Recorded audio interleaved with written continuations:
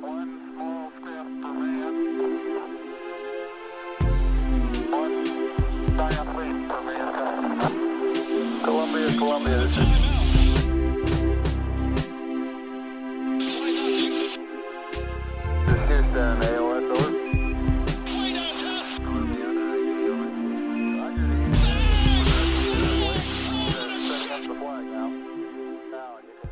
What's going on, folks? Welcome to another episode of the Knicks Wall Podcast. I'm your host, Kyle Maggio. Mike is going to take the night off. He's got an early morning tomorrow. We cannot blame him. But joining me tonight, I've got Shaun, I've got Quentin, and I've got Sam from TKW. What's going on, fellas? Hey, how's it going? How you doing? Feeling great after a great win. Yep, feeling good as well. That looked like a really bad one, but I mean, unbelievable second half and fourth quarter, so I'm feeling good now. RJ Barrett is a second half player. We've been telling folks since the rookie season, he is a man of adjustments. That's what he does. He goes out there, he might get his teeth punched in the first half, he might miss a bunch of shots, and in the second half, inevitably, he always comes back and has a better, couple of quarters, strings those along, generally closes out the game, makes the rest of his box score look better, which is always the goal, of course. It's how you finish. So, Shaun, I'm going to lob this one up to you to start us off. Can you speak to why RJ Barrett is currently the best player in basketball after tonight's performance once again? I just don't see what's taking everyone else so long to notice it. And of course, it's hyperbolic to say he's the best player in basketball, but RJ Barrett really has gotten to the point where he is a legitimate young star in this NBA. And at 20 years old, he's a two-way stud, and star players give you great performances even on their off nights. And that's what we just saw from RJ Barrett. He got off to a horrible start. It was really rough. And on the night where Julius wasn't going either, RJ kind of not single-handedly, I mean, he had some help, but he really turned the energy of the team around. He took the game into his own hands, and the ability to take games over like that. And it's not his first time doing it. I mean, we're seeing that from RJ Barrett on almost, regular basis. He's been extremely consistent, getting up to 20 or near 20, even on off nights. I thought he was going to, break his trend of getting up near 20 when he was 2 for 13. He still found a way to get 24 points. And he played great defense on Bradley Beal down the stretch as well, which I don't think is going to get enough credit because, we were doing so well offensively. But yeah, RJ Barrett is here. And I can't say enough here in all caps. Like, he's here, and the NBA needs to respect it.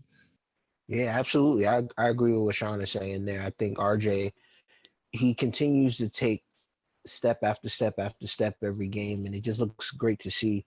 The first half it wasn't great for him or Julius, and then the second half, like you said, he showed improve, and I just think he continues to do all the little things as well as the scoring that makes him an exciting prospect as we head into year 3 here. The passing was great. I think we said before the show he's underrated at that point as a passer. As Shaun said, the defense is hitting, and he's getting to the bucket. He's tough, and he's scoring baskets. So RJ is certainly a vastly different prospect than he was 2 months ago, and the future is bright for him now. As we enter year 3, we're going to have to start talking about potential all-star expectations, which is fun, man. So yeah. Yep, Q is right there. We got to start recognizing my guy as a young star in the making. I mean, he's just improved all around. He does so much. Great attack in the rim. He can make plays. He can defend really well. I think that's the next step in the discussions around RJ Barrett, is how good he is at defense, man. He is a hound. He gets after it. He can guard. I'm comfortable with him guarding just about any perimeter player, and him at least giving a great effort. I mean, he's just, there's a huge second half for him, kind of led the charge, had some help, obviously, namely from Big Shot Burks himself. But, I mean, just seeing how much RJ, the guy who they suggested put in the G League, will never get over that.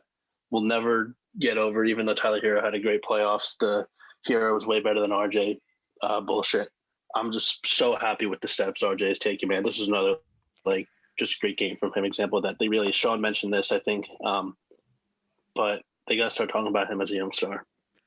Yeah, I think the reason Knicks fans get so frustrated is that we've been bullish on him, not because of one aspect of his game, because even last year we were like, look, man, some of the shots aren't falling right now. Of course, obviously he's inefficient last year, but his all-around game was strong enough for us as a 19-year-old in the context of, the coaching debacle, the bad spacing, the terrible offense, and even then we saw enough flashes every game where it was like he was making the right read, or he was making the right pass, or, he was figuring out, how to get through the paint a little bit better and navigate. And it was just, he strung together these games, and then there was a couple good stretches last season too, especially to close out the year, that it was enticing enough for fans to be like, Shaun pointed out tonight when he was not hitting his shots early, he finishes the game 7 of 22, but you don't even bat an eye because, he was crushing on defense. The passing was there. Again, he's a two guard who averages 10 rebounds, not averages, but he can get you 10 rebounds a night. I mean, that's pretty special to have a guy go out there and contribute in all these different, areas like that. And we pointed to also last year, he finished top 5 in all of the counting stats for rookies last year: points, rebounds, assists, steals, block. He was top 5 in everything. And it does matter sometimes with that stuff. It does matter when you're evaluating a player and his activity is high and all those different things. And even if the efficiency wasn't there, you're starting to see now, and again, he's only 20 years old. Like, we can start being annoying about that with him, like 20 years old and 24, 10, 5, and 3 on a bad night for RJ, like shooting the basketball. Like that's kind of when you start to hit a new gear, when you're getting to the line a little bit more, when you're hitting your, threes a little bit more, and those points start to stack up a little bit quicker. It's just really encouraging stuff to see. And you need that when you're trying to get to the next level as a rebuilding team. You need to have these, kind of lucky breaks when you finally hit on a draft pick, but then he also has that gear in him where he's going to get you maybe to that stardom level, because it's so hard to do that, period, especially in New York, where it seems like we always pick the wrong guy. So just really, really good stuff, really encouraging stuff. Just very, very happy with it. Just a resilient player. You can always feel confident that the game's not going to get out of hand when you got a guy like that. You know what I mean? So can't say enough nice things about him at this point. Really can't. You said the thing about him being top 5 in the counting stats and just, what everybody was saying about him last year. And, Sam pointed out them saying Tyler Herro was better and, all the ridiculous things we heard. And I just wanted to point out today that, Terrence Davis was traded for a 2nd-round pick, and he made the all-rookie team over RJ Barrett, but he was traded for a 2nd pick today. That will never stop being funny to me. Like there's no justification. I'm sorry. There's no, well, he contributed to winning basketball thing that you can get. Like, there's just no argument that could sway me logically. Heist, an absolute heist. Yeah, Terrence Davis had some other issues. Namely, he was walking around in the bubble with no mask. But yeah, he wasn't better than RJ last year for sure. No. And I'm on the other side of the whole RJ Barrett rookie conversation, but some like him and Cole, like I think even when that happened, Kobe White was the guy I was kind of like, I don't know if he's better than RJ, but now it looks like if we having that discussion, RJ's clearly a top 3 rookie, which all is right in the world. Honestly, in hindsight now, with RJ looking like this good this early, that's a really excellent top 3 in the draft. Like 1, 2, 3, no misses.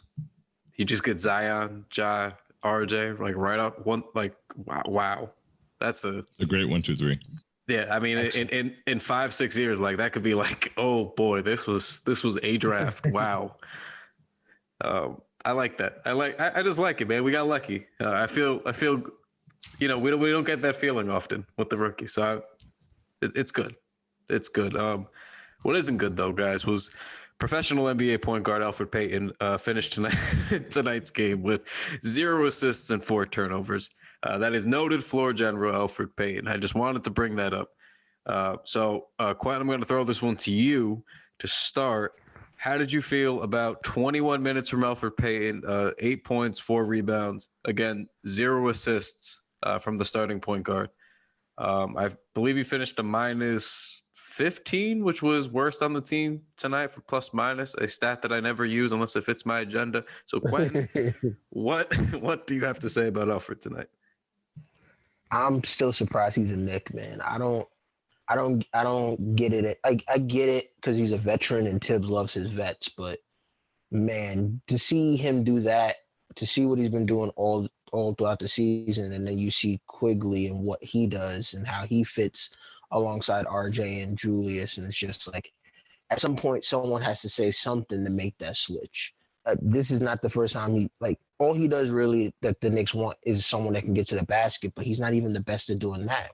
A healthy Derrick Rose will be better at doing that, and then Emmanuel Quigley, the floater, I would argue that the floater is the best shot between him and Elf getting to the rim. So I really hope there's a change, but you never know. We're like 25 games left in the season.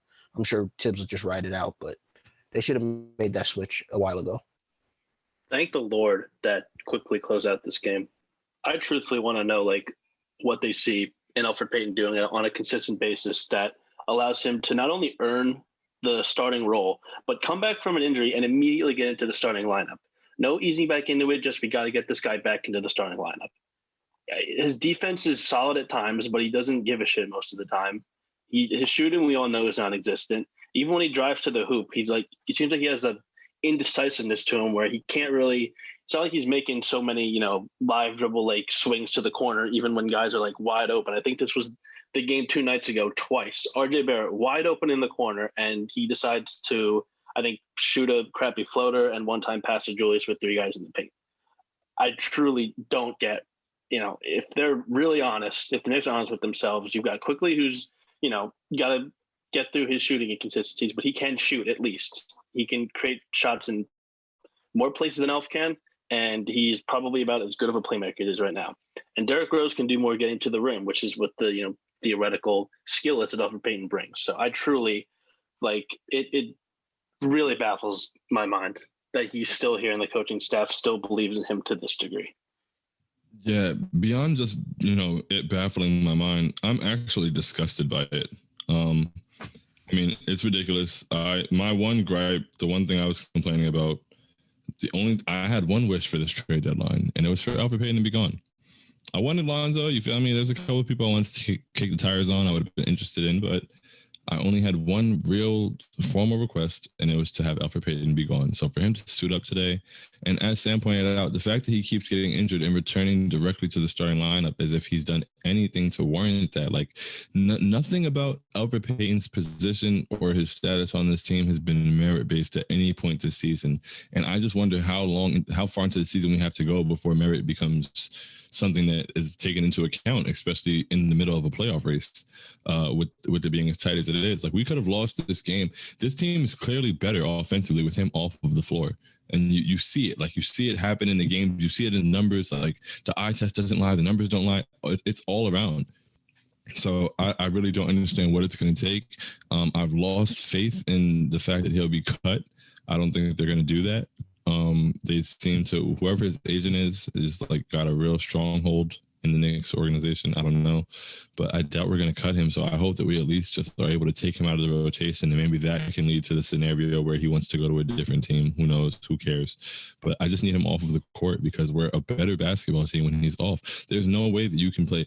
I don't think, I'm not any, but if I spent 20 minutes on an NBA court, I'd come up with an assist if I played with NBA players. At some point, you got to just, what are you doing? What are you doing? And he's not efficient enough attacking the basket to be viewed as this elite driver everyone thinks he is. The plays that'll stick out that they'll say he did, he'll have a good drive. Don't get me wrong. He's a basketball player. He's in the NBA.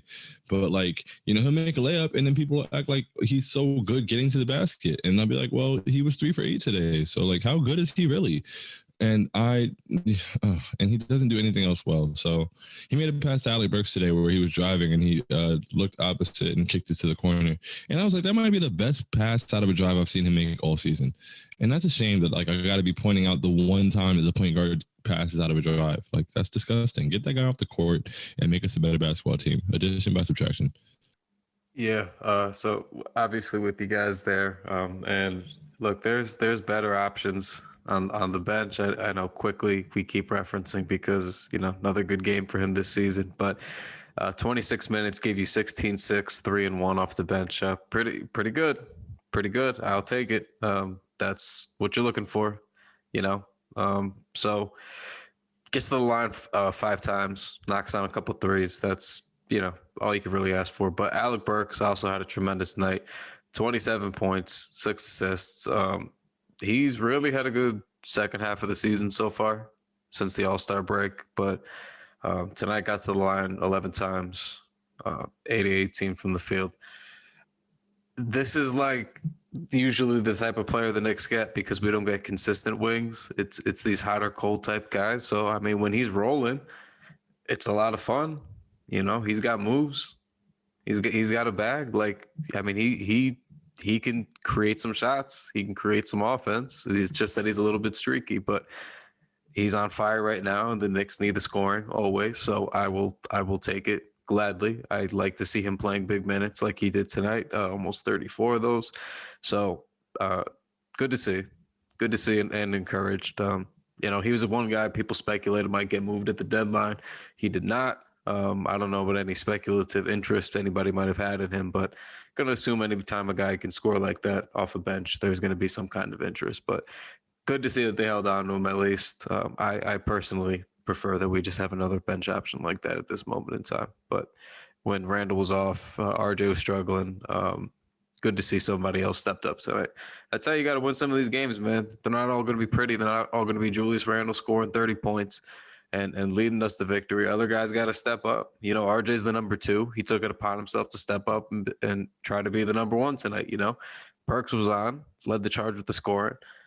I mean, that's how if they're a real playoff team, that's how they have to find ways to win games. Guys are going to have to step up and win it for them. So encouraging when they're going to battle back like that, when they're going to be resilient. So pretty happy about that. Even Randall, couldn't be denied late. Hits that dagger on Rui. Rui had a good night. Rui was eating, but Randall closed out still. Just good stuff, man. I enjoyed it. Taj was even good. 10 and 8 off the bench. I mean, it's the Wizards, but I'll take it. We got an Obi assist and an Obi steal. It was a good night. He was credited for 2 in the box score. So, I mean, I'm just saying. I mean, he's got to do more stuff. It's a start though. The assist was nice. Yeah, he just got. See, before in the beginning, I was like, I like that he pops out from 3, but like he literally plays like a small forward, and it's just like someone has to say something because when it's Randall and Mitch, like Randall doesn't play like that. Like it's not just like creating space. Like I really hope they can find a way to get him some rim runs and some pick and roll, something, because he's just out. He's like, I wanted to tweet it, but I didn't. But they literally started playing him like Tony Allen, like when the Warriors played Tony Allen. He's just standing in the corner. So I hope he gets a shot or something. He didn't even shoot when it got kicked out to him today. Like he was open. And I was like, all right, like, hopefully he can get this one and go. And then he pump faked, put it on the floor, and he was driving and tried to, swing it back out and had to throw it off somebody. But it was just nice to see him make some plays defensively. He gave us good minutes in the second half, so that was cool. I feel like a lot of times, we point out what he doesn't do. So I feel like at the very least, I would just want to focus on what he did today. Offensively, it would be a huge addition to this team if Obi could be even a little bit of what we thought he could be offensively.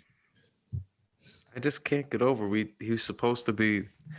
The reason I was semi-confident in him is just because I thought there was going to be a higher floor.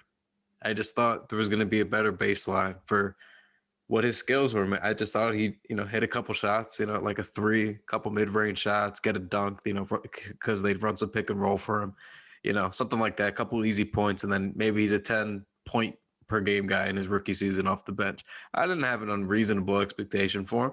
I thought that was just to be expected with his skill set. So just to see him used, like you said, as a small forward where he's basically just doing these handoffs on the perimeter, then hoisting up a 3 occasionally, I don't quite get it. I don't think they're using him the right way. We've talked about that before, but maybe he's just got to do more stuff, earn it that way, and they'll incorporate it more into the offense. I don't know, but I just feel like they're not doing him or themselves any favors the way that they use him out there. It just feels like they feel forced to place him and are forced to play him, and they're just putting him wherever just to get him out there. sometimes, and it's kind of just strange. It does feel like it's the front office telling Tibbs, "Hey, we just drafted this guy. You better play him." I feel like we can agree on two things. Number one is he's not being as utilized as well as he could be. Like, he is very much a guy that's supposed to be taken to the basket, playing inside, and they've got him playing next to a center that can't shoot. So that's probably part of the reason why he's struggling. But I think we can also agree that he's just not good enough now to overcome that and still find ways to contribute. Like, it really is shocking that the supposed most NBA ready prospect looks as bad and as lost as he does at times. So, like, it kind of makes sense, given about how great Julius is playing and how this team is much better than they thought. It makes sense that they're not going out of their way to make life more comfortable for their 8th overall pick, especially because he's like coming off the bench, because they didn't do the same for RJ last year anyway. But he just looks so lost out there sometimes. I just wonder, like, what does he really bring? It really feels like he's just a part of the rotation only, because Julius can't play 48 minutes every single game. I'm sure Tibbs would like to, but he just can't. So I tried to stay confident, and I felt like, okay, well, maybe if he's shooting decently and, if he can get downhill sometimes, like, maybe he'll do fine. And that just has not been a great rookie season. I'm not going to go completely crazy yet. Like, we give him a full off season to get ready, but the clock is really ticking, especially considering how old he is. It's a very unfortunate situation that seems to be brewing right now.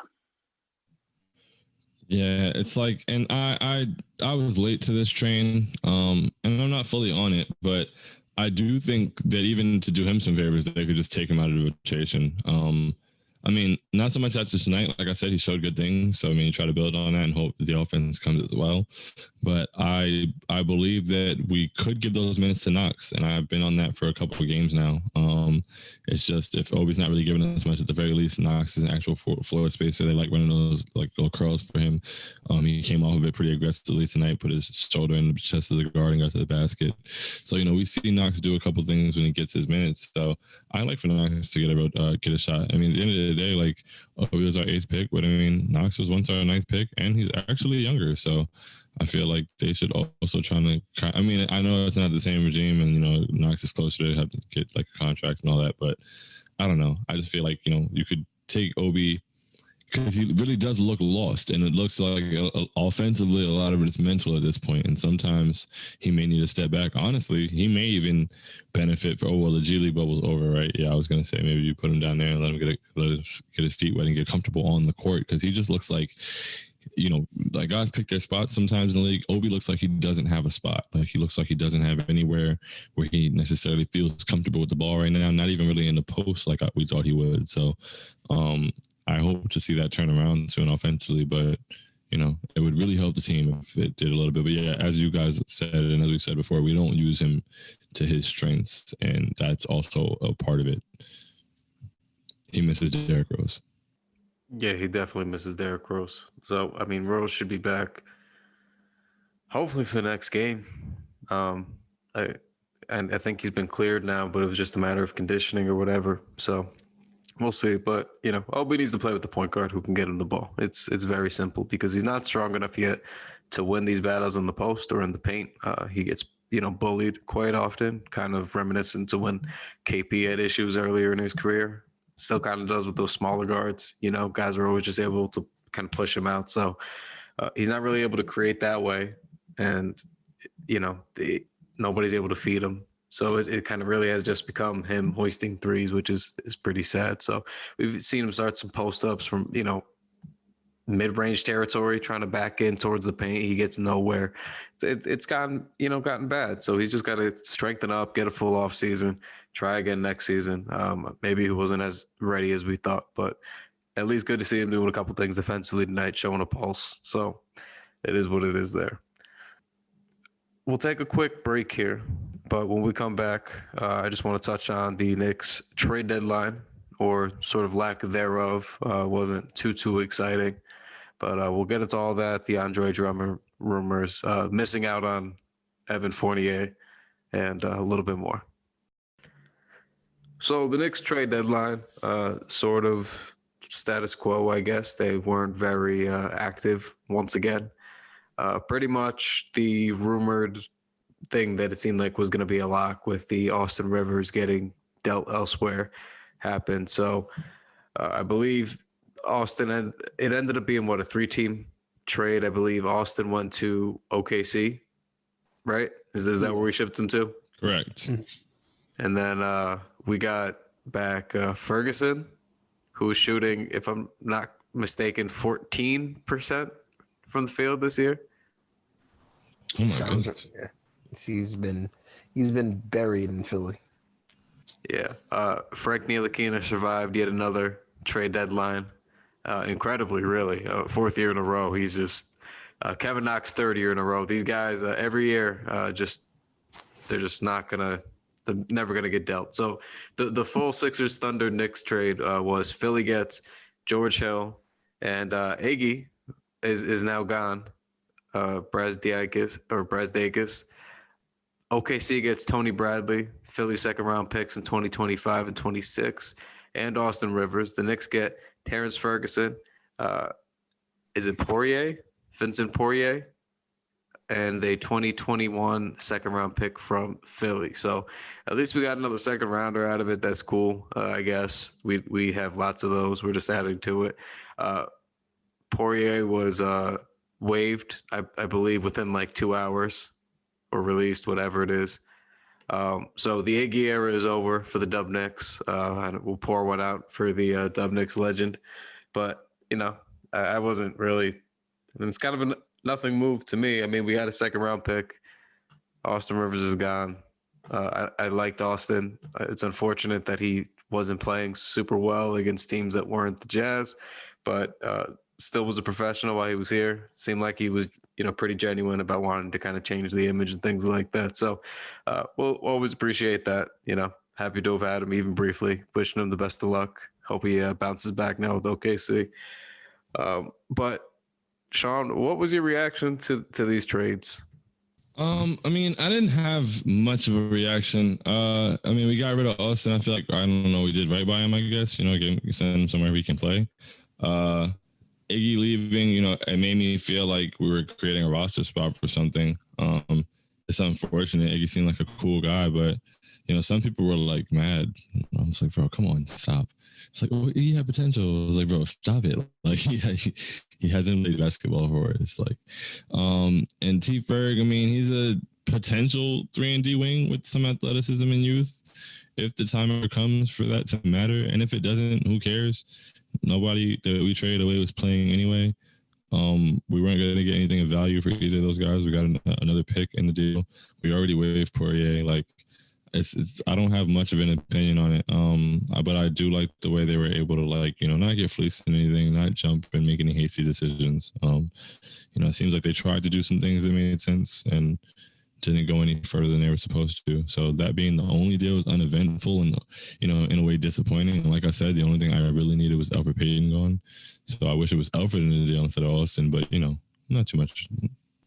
Yeah.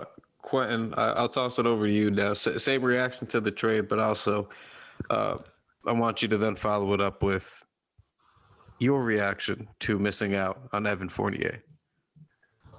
Oh, okay. Yeah, I think the Knicks did okay in this. They got a second round pick.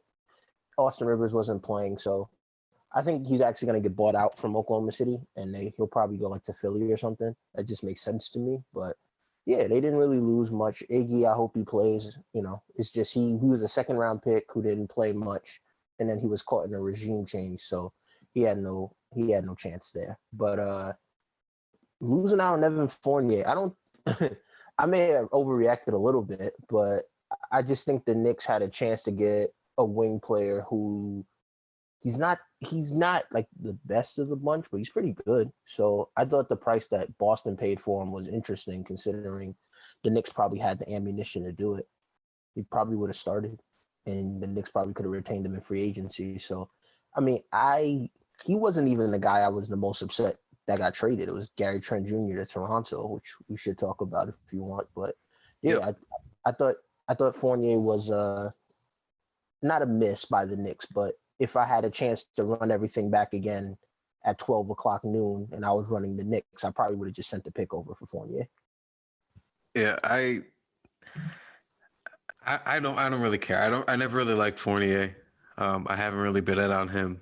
I do think that I understand the fit. That's the thing I want to make clear. Like I understand on the timeline I was being a little bit harsh on him, but it's like he just doesn't do enough for me, I guess. Like I understand the scoring, I understand the creation that he would bring, the shooting. But at the same time, he wouldn't have that same high level offensive role here. Most of it's going to be Randall and RJ, and then he would just be kind of shooting off them. And I'm fine missing it. I think he's pretty awful defensively too. I'm kind of all set that if we got him, I wasn't going to complain either. The price was going to be probably pretty low, so for that, I was also a little bit surprised that's what he went for, because I do agree, Quentin, that we probably could have matched or gotten that pretty easily. We got a lot of seconds that we could have used. So curious to see, like, that's kind of where they tap out. Like, I get being cautious, but that seemed a little bit strange. But I mean, Sam, what do you think about this particular inaction by the Knicks?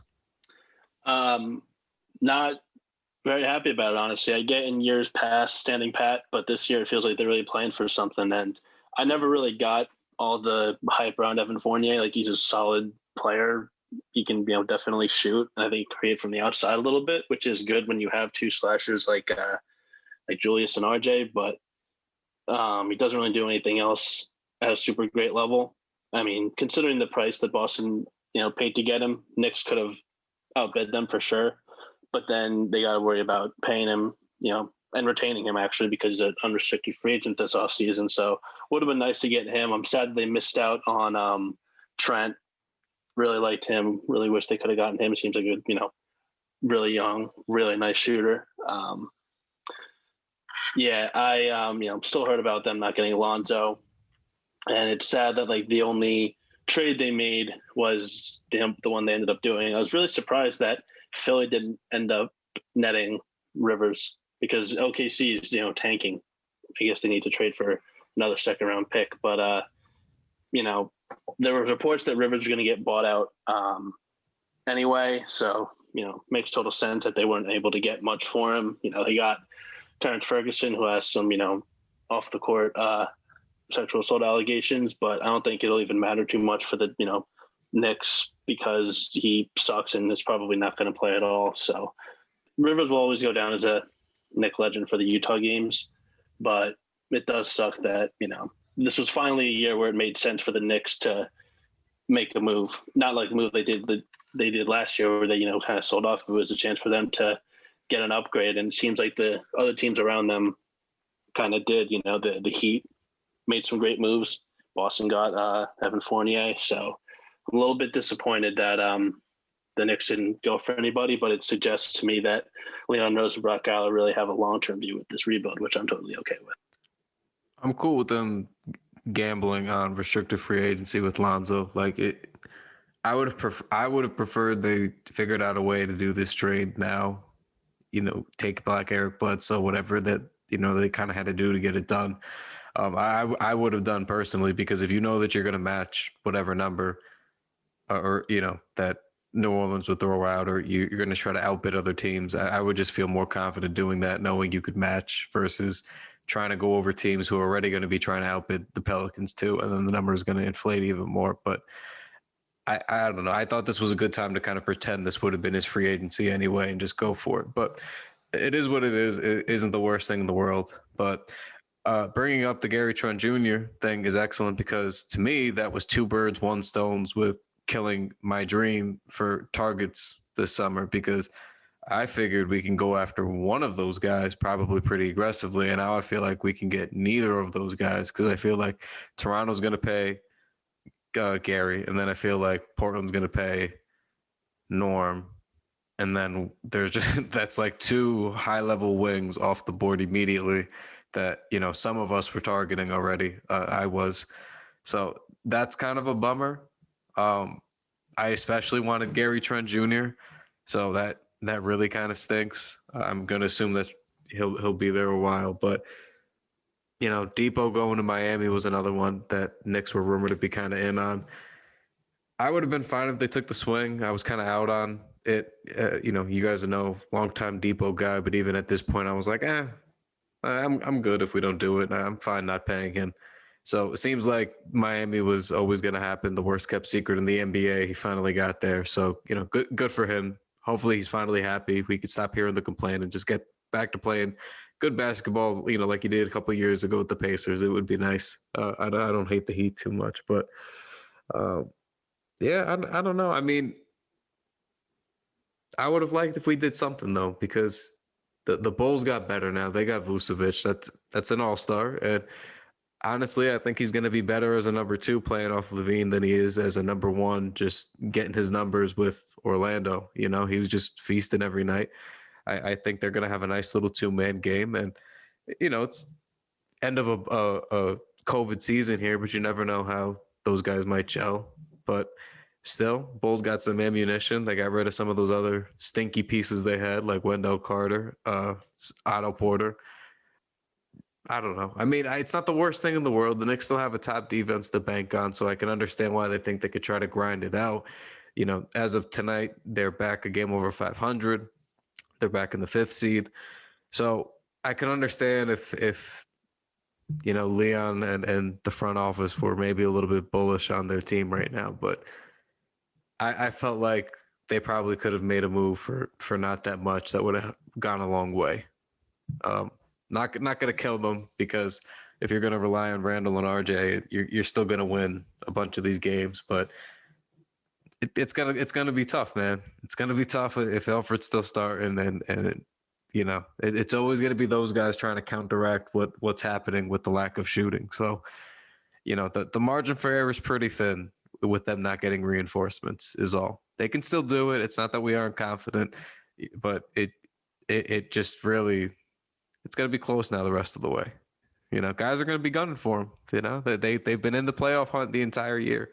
One of the few teams that haven't really fallen out below the 8 seed. That they're always kind of, as soon as they drop a little bit, they come right back up. So very interested to see how they finish the season now, especially these Eastern Conference games. These are going to be very, very interesting.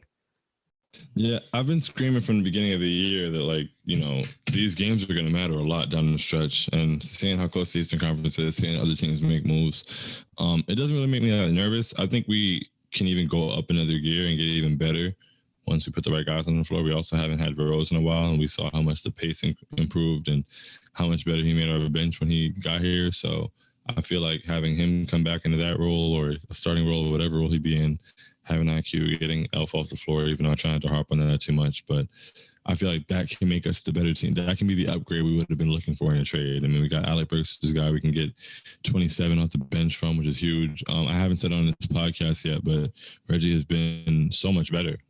I'm cool with Reggie now. I think that if Reggie's not next to Alfred, yeah, I'm here to say it. I'm cool with Reggie. I think if he's not next to Alfred Payton, it's just better for him, because one, I feel like the ball swings around more. All of his looks are pretty open, but he gets even more open looks. He takes more shots. One game he was 4 for 11, and it's that's not a great percentage. That's not some super sniper accuracy, but you hit 4 threes today, bro. Good job. You're a shooter and you hit 4 threes. Put them up. So he gave us some production. He played really well defensively. I don't think he's a great starter, but I don't think he's the issue anymore either. So I had to voice that on here. I've been saying it for a while, but he's been playing well pretty consistently. And I said, once I saw him play well consistently, I would shut up. So I think we got better, and we can get better. The Bulls getting Vooch is cool and all. The Heat made their moves, and that's cool. And that'll matter when it comes down to matchups. If we are to see one of them in a 4-5 series or something like that. But honestly, what I like about our team is they seem to just keep their heads down and grind. So it's the Bulls getting one else doesn't stop us on our nightly quests. We gotta do what we gotta do. We gotta handle our own business, and the rest of the Eastern Conference will shake itself out.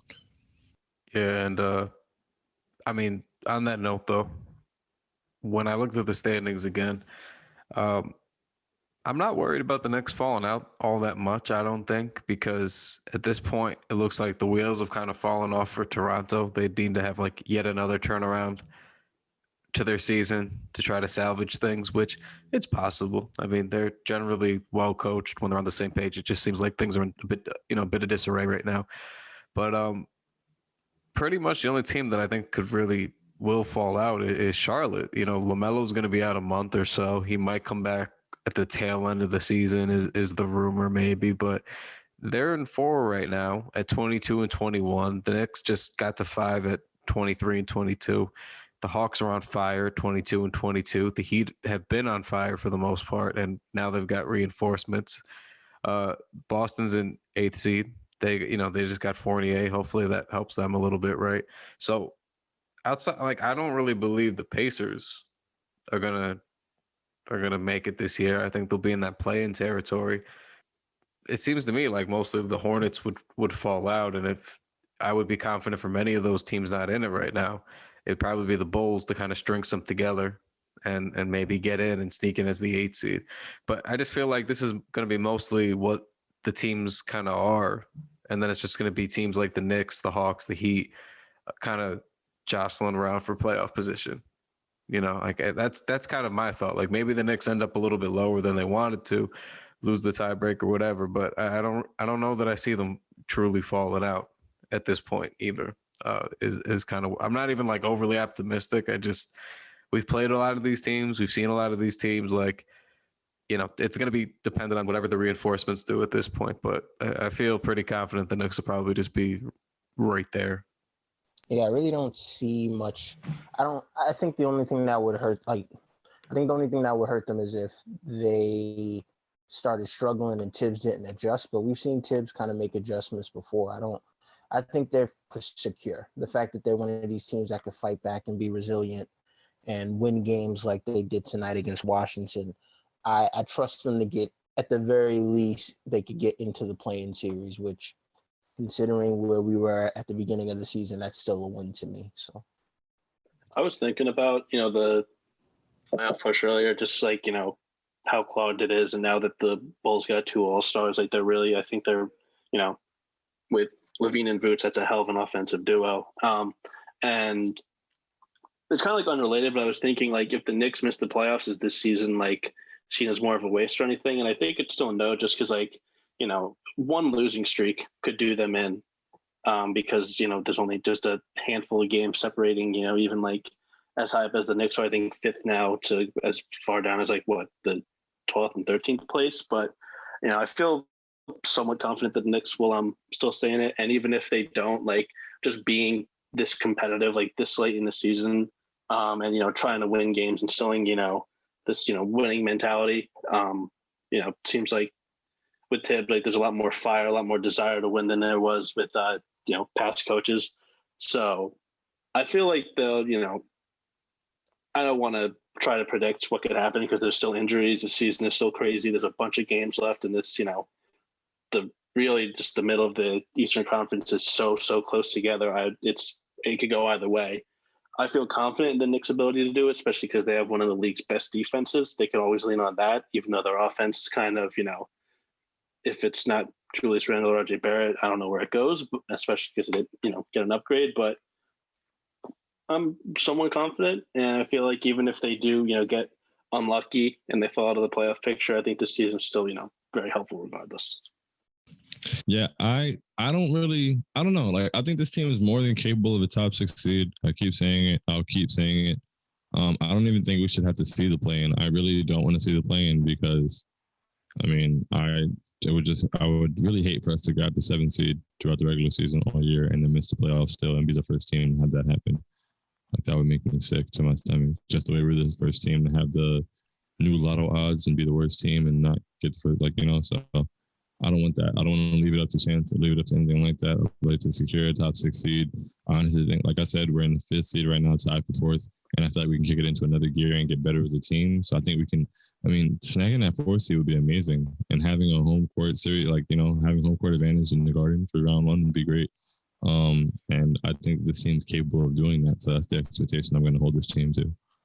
I was just thinking about that, Shaun, actually, about like if they, they were the first team to get screwed by the new odds and they're the first team to, be just in the play. And like, I think a 7th seed is definitely within reach. Like the top 3 seeds we know is going to be some order of the Sixers, Nets, and Bucks. And Now Miami made some upgrades. I feel like they've got probably the best chance to get the 4 seed, but the 5th and 6th seeds, especially with Charlotte, they're going to be without LaMelo for a while. Totally up for grabs. I can definitely see the Knicks getting one of those seeds, avoiding plan.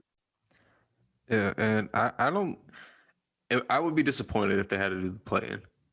Like, I would be disappointed, but at the same time, I understand, like, they could very easily get the 7 or 8 seed.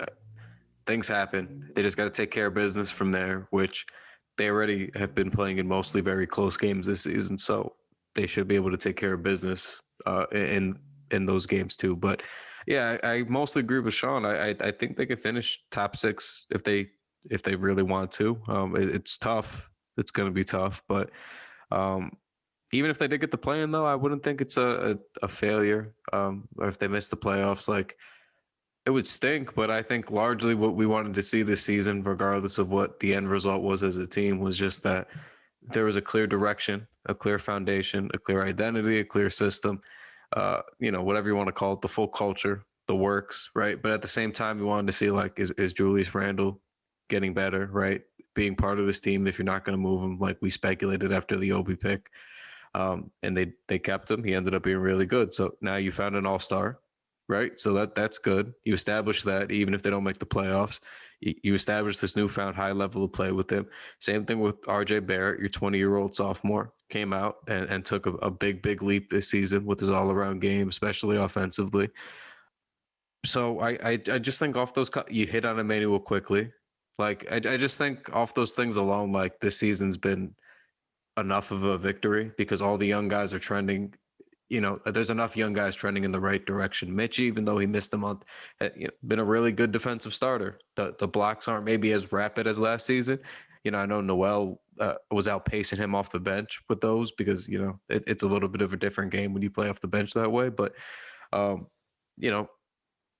a lot of guys are just rolling for them. So either way, for me, like, they could miss out and this would still be a win because it's like, well, I already know all these guys are going to be good. Like, at worst, we have 4 very good guys coming back next year, 3 of which are like less than 23 years old pretty much. And I would be very bullish on them from there. So obviously you want to see the playoffs though.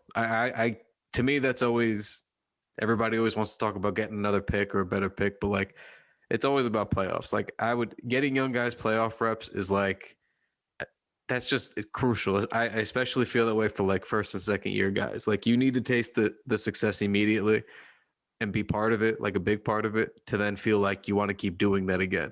It's tough when you're young and you never get there and you never know what the success feels like. And you also don't get the workload for the success. And then you're like, why am I doing this, man? This is tough. This is hard. How do I fit in? But like, if RJ comes in, steps up, and all of a sudden, like, boom, they're in the playoffs. It's like, yeah, now he knows he's got, all right, I helped get us here because I got so much better this year. Now I got to help us win in the playoffs. How do I do that? And even if they get swept or they get whooped, that's good. I don't care. I just want to see them get in, play hard, and then next year he's got to go figure out how to be even better again. So that's kind of my mindset on it. I will take the moral victories for this season just because all those young guys trend in the right way. Yeah, that's where I was largely at. Like, of course, it'll bring in my head, like, everything you just said is where I'm at, right? Where it's like, I feel like we're playing with house money. Like, I can't even get mad when they lose games at this point because I just feel like everything I wanted to see done for the Knicks is done. Now we're at the next. Whatever happens, we'll be at the next step for the Knicks this off season, which will make it even more fun. But yeah, man, getting RJ those reps. I didn't want them to play Philly if they made the playoffs. They probably won't play Philly now.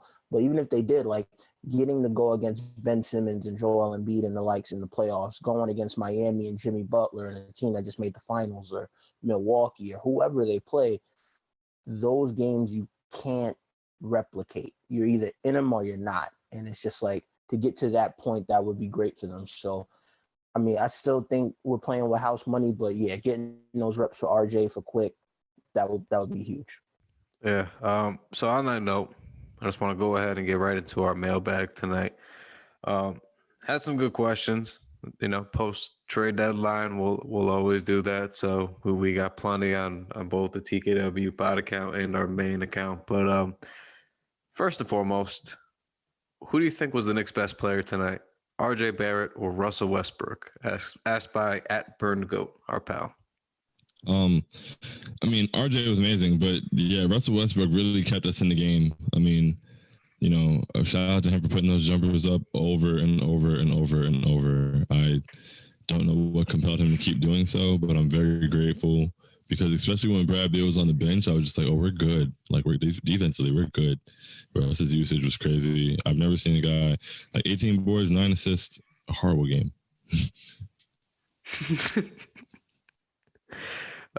Yeah, so there was that. Ty, TKW alum, asked us, what are you willing to give up for Lauri? For me, that one's a fart noise, pal. I want to give up nothing for Lauri Markkanen. I want nothing to do with that guy. I'm negative things I'm giving up. I'm good on that. He said, what picks would be on the table in general? And what is the biggest upgrade necessary? Don't say point guard. That shit is tired as fuck. Who on the coaching staff has the best old dude playlist? Sam, I'm going to let you start that one off. Any one of those questions Ty gave, you could have your pick. To the last one, I'm thinking Kenny Payne. For no particular reason, I'm just thinking Kenny Payne's got a great playlist. For Lauri Markkanen, as Clyde likes to call him, I'm, obviously not really big into trading for him, but I think having a big that can shoot would definitely help. Like, I feel like the best would be, maybe as like a third string option as a big guy that you could play and, provide some spacing from the center position. I think Lauri could do that. I just don't know how much it's worth, obviously the deadline passed, but I guess even going into this offseason, if Chicago's like, done with him and lets him walk, or if they want to do a sign and trade, I don't really know how much I would give up. I would love to see them get some bigs that can shoot. I just don't know if Lauri is the guy. And then I guess the biggest upgrade necessary is another dependable scorer. Like, I know, Burks obviously had a great night. Rose still on the mend, hopefully back soon. But I feel like a more reliable third option is probably what would help this team best. That's why I was kind of on Victor Oladipo. I don't really like to look at trade targets solely based on the fact that they won't cost as much. And like, you look at what the Heat gave up, they gave up a pick swap and, 2 role players. So I think, having a more reliable scoring option, like this team still needs more offense, and as solid as Burks and Rose can be, I feel like they're still, they're not giving you, 15, 20 on a nightly basis. They certainly they've got the ability to do that, but I think having just another, third option, I thought Oladipo could be that guy, and, maybe he'll be that guy in Miami, but yeah, I guess just another dependable option that could, hopefully do a little bit more than just score. Yeah. I mean, I wouldn't trade for Lauri. I don't really believe in this point because I feel like it would actually cost assets, and I don't think we really need to give up assets for a guy who wouldn't be starting. And would you really sit the 4 and Mitch at the 5? Like, Lauri's not going to start. So I don't really think that would be necessary. There wouldn't be a whole lot of minutes for him, I don't think. As far as old school playlists, that's definitely Kenny Payne, 100%. Then again, I don't know. Woody might have one. Woody seemed like a real old school dude. Like, they probably follow each other on Apple Music for sure. And then what did I miss? What else? Ty hit us with a gauntlet. Salute to Ty. I think biggest adjustment. What was it? Yeah, he did hit us with a bunch, bro. That was a lot. He said, what is the biggest upgrade necessary? Don't say point guard. That shit is tired as fuck. I feel like that was pointed at us, but no big deal. That was definitely pointed at us. I'm still gonna say it. Like, you gotta, that guy has to stop playing. It's point guard. I'm sorry. I don't know what you want us to say. I've even gotten to the point where I'm saying Reggie isn't the problem. So yeah, what else can we say? Look how far we've come. I think we're all out on Lauri. I just think he's going to cost too much, and the Bulls don't seem like they even want to pay him. So I'm out on them. Yeah, I mean, we can't even figure out Obi. You know what I mean? I'm not. Lauri's the absolute last thing on my mind. And Kenny Payne's the strongest answer for me too. I was thinking Tibbs, but just thinking Tibbs, maybe there's some Billy Joel or some some good music on there, but I'm gonna go Kenny Payne to be safe. I'm gonna go Woody. I think Sean brought up a good point. I'm gonna go Woody. I think he's the sleeper here. All right. So then we've got at JP Reynolds 88. Do you guys worry about the minutes thing at all? I generally don't, but Tibbs is playing RJ and Randall a million minutes in the blowout. The other night seemed like a problem. I don't mind yet because it's mostly been working out for us. So that's all I could really do at this point in time. You know, I don't know. I know that you can't generally play guys 40 minutes a night and expect good things in the long run. I'm smart enough to realize that, but right now I don't mind. He's playing a 20-year-old a lot of minutes, and Randall seems like he's just in the shape to handle it. So biased, swayed by winning, but I'm gonna say no. Yeah, the last game was crazy because it was just like I don't think Randall got off the floor until there was like 2 minutes left. That was concerning, but I kind of feel like he's been trying to manage the minutes as best as he can, Tibbs. So I'm not really too worried about it. As I said before, I want them to start rotating some guys in. I think the fact that you saw Knox and you saw Obi out there tonight, they're going to try to figure out who can spell Randall a little bit for those minutes. And once Derrick Rose comes back, that's just a whole nother avenue of minutes you can split up for the backcourt. So I'm not too worried about it. Yeah, I mean, like RJ played like 41, almost 42 minutes tonight, but I mean, he played the whole second half, and it was one of those go in the game kind of things.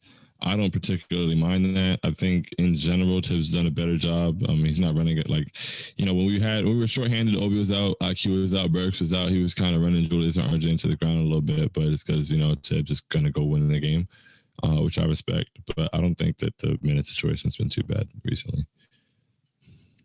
I think part of it is due to like so many injuries they've had. Part of me is like it's fine because RJ and Julius can handle it, and they've done really well, had terrific seasons. Part of me is also worried about what this will mean when it's closer to playoff time. Like there's still over a month of this regular season to play, and what happens when they really need these games later in the season. I'm worried if that fatigue will catch up to them then. It certainly doesn't look like it has now. They've done a fine job with it. I don't think there's been any complaints about, 20-year-old RJ Barrett playing a whole lot of minutes. I'm just worried about if we haven't seen the effects of the fatigue yet, and especially as we get closer to the, end of the season, if the playoff race continues to be this tight, then I might get a little nervous.